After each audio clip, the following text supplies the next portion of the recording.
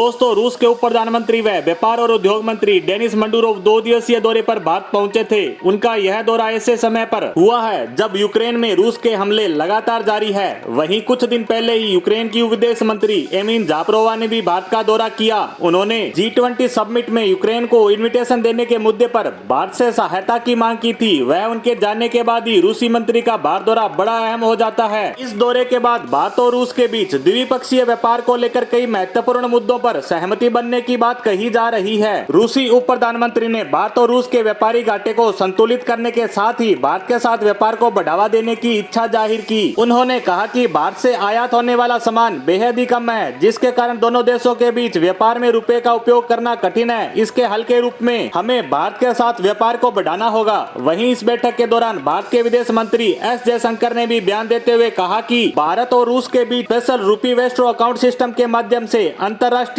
व्यापार योजना के नेटवर्क का विस्तार करना होगा। अपने बयान में उन्होंने आगे कहा कि सरकार ने पिछले 9 सालों में कई महत्वपूर्ण क्षेत्रों में काफी काम किया है। इसमें प्रोडक्शन को बढ़ावा देना, इंफ्रास्ट्रक्चर डेवलपमेंट, लॉजिस्टिक को दोगुना करना, कराधान को युक्ति संगत बनाना, अर्थव्यवस्था को अधिक अनौपचारिक रूप से संगठित क्षेत्र में ले जाना। उन्होंने कहा कि हमारे इन सब प्रयासों को लेकर हमारा मित्र देश हमारी प्रशंसा करे, क्योंकि इन सब के आधार पर दोनों देश एक दूसरे की रणनीतिक स्वायत्तता को मजबूत बना पाएंगे। अगर दोनों देश इसे आर्थिक सहयोग में बदल सके। दोनों देशों के लोगों के बीच ऐतिहासिक रूप से मजबूत संबंध रहे हैं। आज भारत नए क्षेत्रों और नए अवसरों की खोज कर रहा है। इसके साथ ही दोनों देशों के बीच पर्यटन के क्षेत्र में भी काफी प्रयास किए जा सकते हैं, क्योंकि अभी तक इस क्षेत्र को लेकर किसी भी देश द्वारा कोई योजना नहीं बनाई गई। इसके तहत दोनों देशों के बीच सीधी उड़ानों को बढ़ाना होगा, जिसमें पहले पर्यटन व उसके बाद धीरे धीरे व्यापार में भी बढ़ोतरी की संभावना है। एस जयशंकर ने कहा कि रूस आज एशिया की ओर देख रहा है, जो उसके पारंपरिक फोकस से अलग है। भारत के लिए इसका अर्थ हमारे संबंधों का विस्तार हो सकता है, जो सैन्य, परमाणु और आंतरिक सहयोग की तिकड़ी पर निर्भर था। रूस के संसाधन और टेक्नोलॉजी भारत के विकास में शक्तिशाली योगदान दे सकते हैं। ये 3.5 ट्रिलियन अर्थव्यवस्था की वृद्धि है, जिसमें आने वाले समय में 7% से अधिक बढ़ने की उम्मीद है, जिसमें रूस के साथ व्यापार का भी सहयोग होगा। आपको बता दें कि फिक्की और रूस इंडिया बिजनेस काउंसिल द्वारा संयुक्त रूप से एक कार्यक्रम का आयोजन किया गया था, जहां दोनों देशों के मंत्रियों ने अपने विचार रखे। भारत ने रूस यूक्रेन युद्ध को लेकर अभी तक रूस की निंदा नहीं की है। वह इस संकट को कूटनीति और बातचीत से हल करने की बात कह रहा है। रूसी उप प्रधानमंत्री के इस दौरे में रूस से सस्ते तेल खरीद को लंबे समय तक जारी रखने की पृष्ठभूमि पर भी बात की गई, क्योंकि हाल में ही ओपेक देशों के साथ रूस ने भी तेल उत्पादन में लगभग प्रतिदिन 1.16 मिलियन बैरल की कटौती करने की घोषणा की, जिससे तेल की कीमतों में बढ़ोतरी देखी जा रही है। वहीं G20 समिट को लेकर भी दोनों देशों के बीच बातचीत हुई, क्योंकि इस समिट में रूसी राष्ट्रपति व्लादिमीर पुतिन के शामिल होने की संभावना है। उम्मीद करते हैं कि इस दौरे के बाद भारत और रूस के संबंधों में और ज्यादा मजबूती आएगी। इसी के साथ हमारी आज की पोस्ट को यहीं विराम देते हैं। धन्यवाद।